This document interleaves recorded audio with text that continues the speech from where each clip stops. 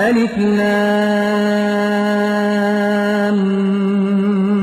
میم اللہم ارزقنی علما نافعا واسعا عمیقا.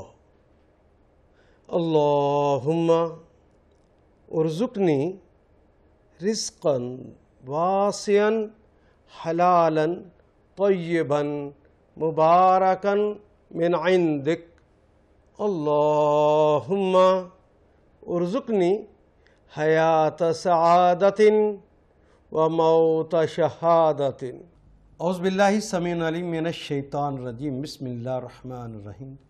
ان الذین ینادونک من وراء الحجرات اکثرهم لا یعقلون.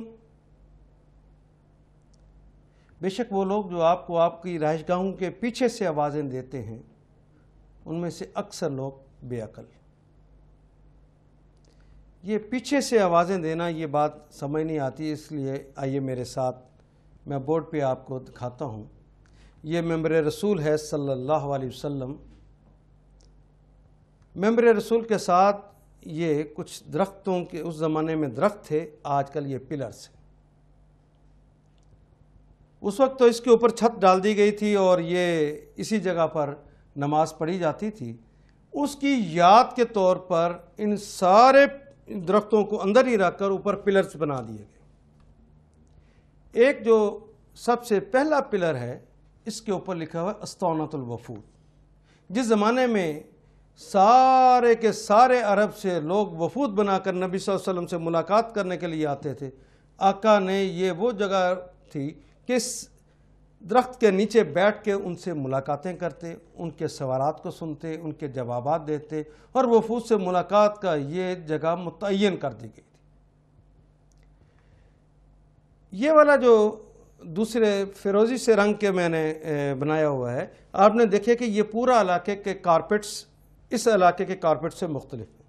یہ جو فیروزی ہیں اس علاقے کو نبی صلی اللہ علیہ وسلم نے فرمایا تھا کہ میرے گھر سے لے کر میرے ممبر تک کی درمیانی راہ، یہ پورا کا پورا حصہ روضۃ من ریاض الجنہ، یہ جنت کے باغوں میں سے ایک باغ ہے. اللہ ہم سب کو حرم پاک لے جائے. وہاں ہم دیکھیں گے کہ اس کے یہاں پر لوگ بھاگ بھاگ کر آتے ہیں ریاض الجنہ کے اندر، کسی طریقے سے موقع مل جائے کہ ہم نوافل ادا کر سکیں. اس کے ساتھ ہی اسطونۃ الوفود کے ساتھ ہی اگلا آپ دیکھیں کہ ذرا فاصلے پر تھوڑا سا ایک رستہ ہے، سامنے دیوار جبریل ہے. اس دیوار جبریل کے ساتھ اس سائڈ پر ایک حجرہ تھا. اس زمانے میں یہ حجرہ حضرت حفصہ رضی اللہ تعالی عنہ کا تھا. حضرت عمر کی رضی اللہ تعالیٰ عنہ کی بیٹی جو ام المؤمنین ہیں وہ اس گھر میں رہتی تھی.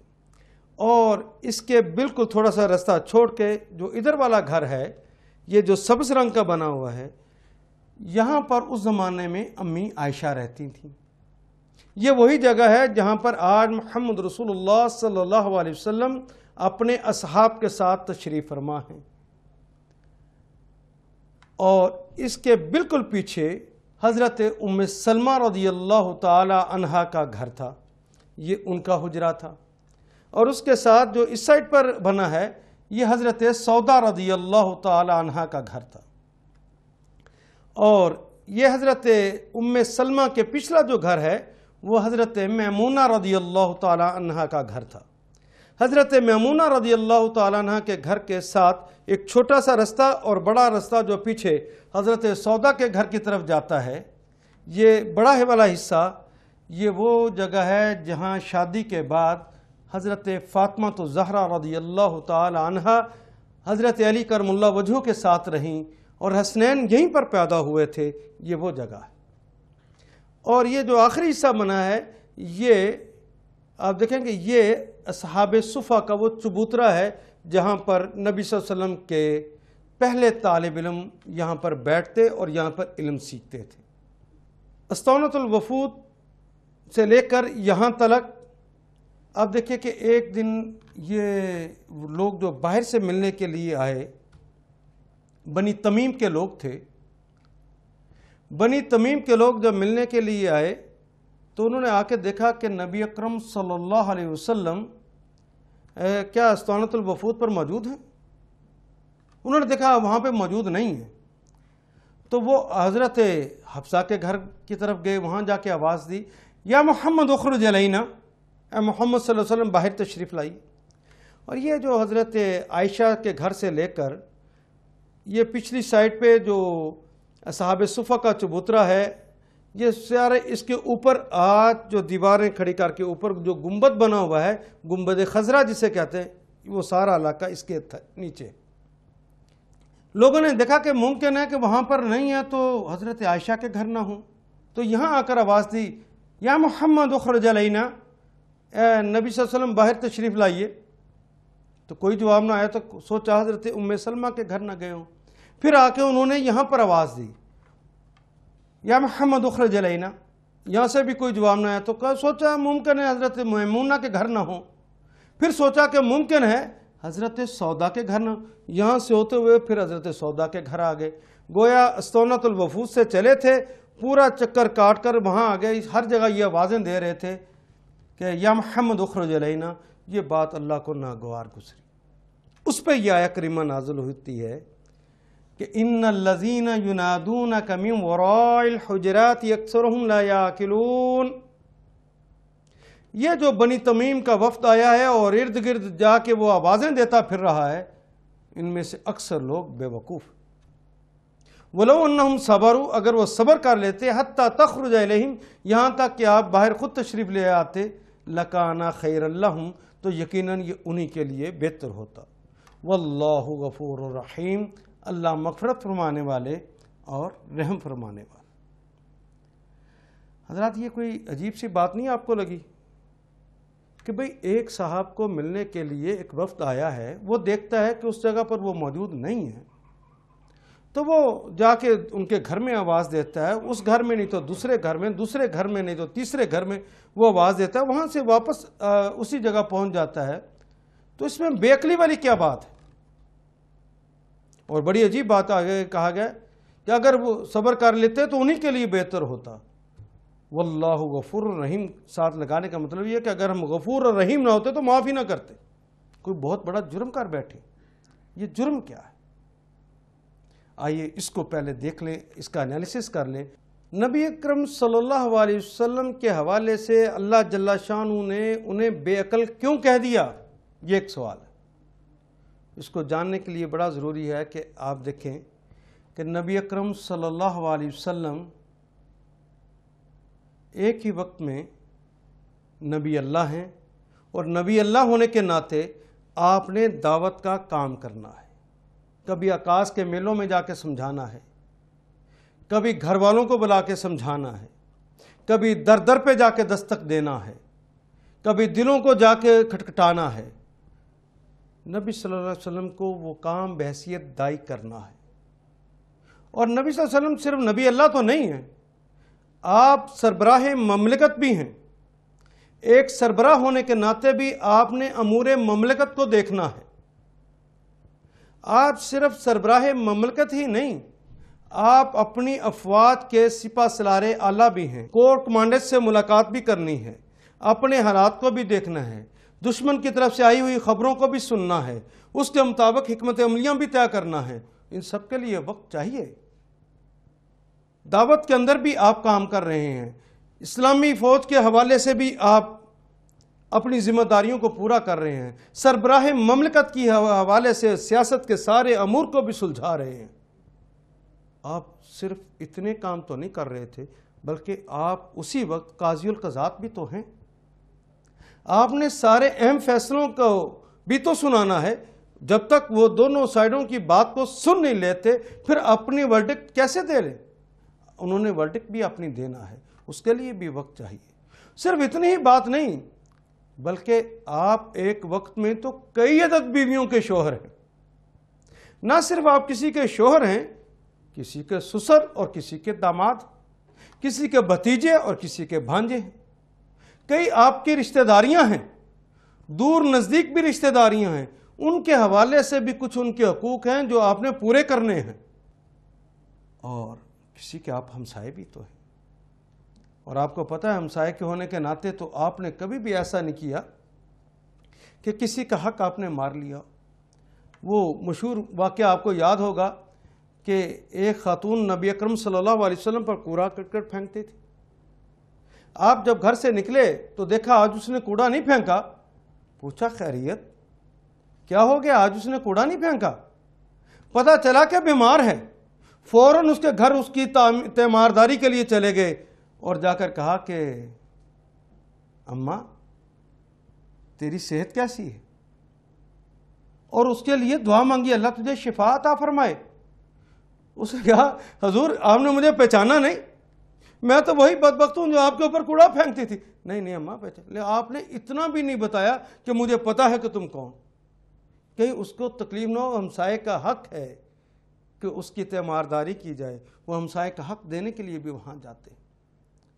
بحیثیت ایک معلم کے اپنی ذمہ داریوں کو پورا کر رہے، گھنٹے تو وہی 24 ہیں آپ کے پاس۔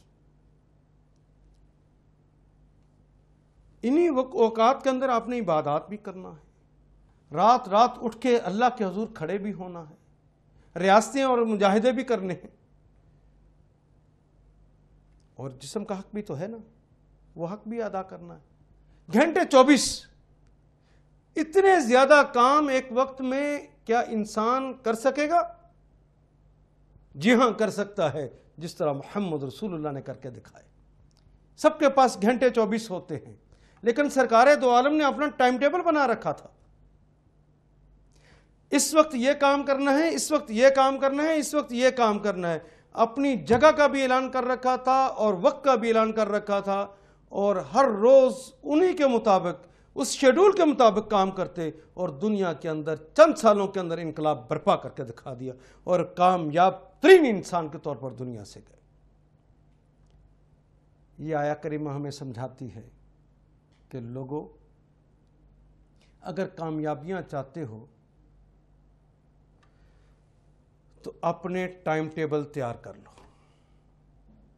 کسی کو اللہ نے ذہانت زیادہ دی ہے، کسی کو حسن زیادہ دیا ہے، کسی کو دولت زیادہ دی ہے، کسی کو اقتدار دیا ہے، لیکن ایک نعمت ایسی ہے امیر غریب سب کو ایک جیسی دی ہے، وہ وقت کی نعمت ہے۔ امیر کے پاس بھی 24 گھنٹے، غریب کے پاس بھی 24 گھنٹے، جو ان کو صحیح استعمال کر لے اللہ کی اس نعمت کا، وہی کامیاب ترین شخص ہے۔ اور اب دیکھیے کہ نبی اکرم صلی اللہ علیہ وسلم نے اگر سربراہ مملکت کی حیثیت سے اپنا آفس اس درخت کے نیچے بنایا ہے جسے اسطونۃ الوفود کہتے ہیں، تو وہاں اپنے وقت کا اعلان کر دیا ہے کہ اتنے بجے سے لے کر اتنے بجے تک یہاں رہوں گا، اتنے بجے سے لے کر اتنے بجے تک میں نے فلاں کام کرنا ہے۔ آپ اسی کے مطابق کام کر رہے ہیں، اور پوری زندگی میں ایک واقعہ نہیں آیا کہ آپ نے کبھی کسی کا حق مارا ہو، کبھی کسی کا حق مارا ہو۔ ہاں ایک دفعہ ایسا ہوا کہ نبی اکرم صلی اللہ علیہ وسلم نے وہ رات جو حضرت سودا کی باری تھی، وہ رات امی عائشہ کے گھر گزاری، لیکن یہ اس وقت گزاری جب حضرت سودا رضی اللہ تعالیٰ عنہا نے خود کہا کہ آقا میں بوڑھی عورت ہوں، میری کوئی ضرورت نہیں ہے، عائشہ جوان ہے، میں اپنی رات اسے تفویض کرتی ہوں، اس لیے آج کی رات آپ وہاں پہ چلے جائیے۔ تو آقا نے وہ رات اس لیے استعمال کی کہ حق سرنڈر ہو چکا تھا، وہ خود عطا ہو چکا تھا، اس لیے آقا دوسرے گھر میں چلے گئے، ورنہ پوری زندگی میں کسی کا کبھی رسول اللہ نے حق نہیں مارا، کیونکہ قیامت کے روز تو حق جس کا مارا جائے گا اس نے پوچھ لینا ہے۔ قرآن حکیم تو کہتا ہے کہ یہ وہ زمانہ ہوگا کہ جب بھائی بھائی سے بھاگ جائے گا، باپ بیٹے سے بھاگ جائے گا، کوئی کسی کا ساتھ نہیں دے گا، نفسا نفسی کا عالم ہوگا۔ اور اس حدیث کے مطابق تو ذرا غور کیجئے جو خود رسول اللہ صلی اللہ علیہ وسلم نے کہا۔ ایک دن صحابہ کے درمیان بیٹھے ہوئے تھے، پوچھنے لگے صحابہ اتعرفون من المفلس، صحابہ جانتے ہو مفلس کسے کہتے ہیں؟ صحابہ نے کہا یا رسول اللہ من لا درہم لہ ولا دینار، جس کے پاس روپیہ پیسہ نہ ہو اسے مفلس کہتے ہیں۔ کہ ہم نے کہا لا واللہ لا واللہ، نہیں خدا کی قسم ایسا نہیں ہے۔ من جاء بحسنات کثیرہ، جو بہت ساری نیکیاں لے کر آیا، نماز، روزہ، زکوٰۃ، حج، بے شمار نیکیاں لے کر آ گیا، وہ لیکن ضرب ھذا وشتم ھذا واخذ حق ھذا، کسی کو مارا، کسی کی غیبت کی، کسی کو گالی دی، کسی کا حق چھین لیا. یہ سارے جس کا حق مارا گیا وہ قیامت کے روز آ کے دعوے کرتے ہیں. اس دن اس کے پاس دینے کے لیے تو کچھ نہیں ہوگا. رسول اللہ کہتے ہیں کہ پھر اللہ اس کی نیکیاں لے کے ان کو دے دیں گے جن کا انہوں نے حق مارا ہوگا. جن کا حق مارا گیا ہے ان کو تو نیکیاں ملتی گئی، اور کہا کہ ان کی نیکیاں ختم ہو جائیں گی، لیکن حقدار ابھی حق مانگ رہے ہوں گے، ابھی ان کے اور حقوق ہوں گے. پھر اللہ ان کے جن کے حق مارے گئے ہیں انہوں نے بھی تو برائیاں کی ہوں گی، ان کی برائیاں لے کر ان کے پلڑے میں ڈال دیں گے جنہوں نے بڑی نیکیاں کی تھی لیکن لوگوں کے حق مارے تھے. وہ برائی حق تو نیکیاں تو ان کے ختم ہو گئی ہوں گی، اب ان کے پلڑے میں صرف برائیاں رہ جائیں گی. ان اپنی برائیوں کی وجہ سے جب تولا جائے گا تو دنیا بھر میں نیکیاں کرنے والے جب لوگوں کے حقوق مار کے برائیاں اکٹھی کر لیں گے تو ان کے پلڑے تو برائیوں کے بھاری ہو جائیں گے. تو بتائیے یہ جنت میں جائیں گے یا دوزخ میں؟ رسول اللہ نے کہا حق مارنے کی وجہ سے ان کا ٹھکانہ جہنم ہو جائے گا. محمد رسول اللہ نے تو عمر بھر حق کسی کا نہیں مارا. اور یہ بدبخت جو آوازیں دے رہے تھے یہ چاہتے تھے کہ کسی نہ کسی طریقے سے رسول اللہ باہر آ جائیں، جس کا حق مارا جا رہا ہے، جس کا حق ادا کر رہے ہیں وہ حق ادا نہ ہوگا تو قیامت کے روز رسول اللہ کو کہیں نعوذ باللہ کٹہرے میں نہ کھڑا کرنا پڑے. یہ بات اللہ کو گوارا نہ ہوئی، اس لیے کہا وَلَوْ أَنَّهُمْ صَبَرُوا حَتَّى تَخْرُجَ عَلَيْهِمْ لَكَانَ خَيْرًا لَهُمْ. اگر یہ صبر کر لیتے تو یہ انہی کے لیے بہتر ہوتا. اللہ غفور اور رحیم ہے، معافی مانگ لو. بہت بڑا جرم کیا ہے تم نے، ہمارے محبوب کو ہمارے کٹہرے میں کھڑا کرنا چاہا، یہ بہت بڑا جرم تھا. ان الذين ينادونك من وراء الحجرات اكثرهم لا يعقلون ولو انهم صبروا حتى تخرج عليهم لكان خيرا لهم والله غفور رحيم. حضرات، آپ کا یہ مشاہدہ ہوگا کہ ایک نیک آدمی، ایک بھلا آدمی، وہ جو دعوت اللہ کا کام کرتا ہے، وہ جو لوگوں کو دین کی طرف پکارتا اور بلاتا ہے، عموماً اس کی اولاد اس کے نقش قدم پہ نہیں چلتی، نیکی کی طرف نہیں چلتی. کبھی سوچا ایسا کیوں ہوتا ہے؟ اس کے اور بھی اسباب ہیں، صرف یہی سبب نہیں، اور بھی اسباب ہیں، لیکن ایک بڑا سبب ہے جس کا میں تذکرہ کرنے لگا ہوں. اس داعی اللہ کی جب شادی ہوتی ہے تو پہلے دن ہی اپنی بیوی کو کہہ دیتا ہے کہ بھلی مانس دیکھنا، میں داعی اللہ ہوں، میں اللہ کی طرف لوگوں کو پکارتا اور بلاتا ہوں، میرے پاؤں کی زنجیر نہ بننا، مجھے دعوت سے نہ روکنا. تو وہ بیچاری ڈر جاتی ہے، میں تو خوابوں کے شہزادے کے گھر آئی تھی، سوچتی تھی مجھے پیار کرے گا، مجھے سیریں کرائے گا، مجھے فلان جگہ لے جائے گا، یہ تو کہتا ہے کہ میرے پاؤں کی زنجیر نہ بننا، اور اگر میں نے اسے روکا تو کہیں اللہ ناراض نہ ہو جائیں. وہ بیچاری خاموش ہو جاتی، دکھی دل کے ساتھ صبر کر لیتی ہے. کچھ دیر کے بعد اللہ اسے بچے دے دیتا ہے تو یہ اپنا دل اپنے بچوں کے ساتھ لگاتی ہے. اور داعی اللہ کبھی مشرق سے مغرب، مغرب سے شمال، شمال سے جنوب اللہ کے دین کو پھیلاتا پھر رہا، بڑا دین کا کام کر رہا ہے، دن رات دین کا کام کرتا ہے. اور بچے تھوڑے سے جب بڑے ہوتے ہیں، اسکول میں داخل ہوتے ہیں، تو بچے پوچھتے ہیں اماں یہ ہمارے چچا کے بچے تو اپنے ابو کے ساتھ کھیلتے ہیں، ہمارے ابو ہمارے ساتھ کیوں نہیں کھیلتے؟ تو ماں سمجھاتی ہے بیٹا چپ رہو، تیرا ابو دیندار ہے، وہ تو دنیا دار ہیں، وہ دنیا کے کام کرتے ہیں، تیرے ابو کے پاس وقت نہیں ہے کہ تمہارے ساتھ کھیل لے، وہ تو دین پھیلاتا پھر رہا ہے. اندر کا دکھ تو اپنا تھا کہ مجھے شوہر نے وقت نہیں دیا اور اولاد کو بھی نہیں مل رہا، لیکن وہ انہیں سمجھاتی ہے کہ بیٹا تیرا باپ بڑا دیندار ہے. بچہ آ کے کہتا ہے اماں وہ میرے کلاس فیلو ہیں، وہ اپنے امی ابو کے ساتھ تو پکنک پہ گئے تھے، ہمارے ابو ہمیں کیوں نہیں پکنک پہ لے کر جاتے؟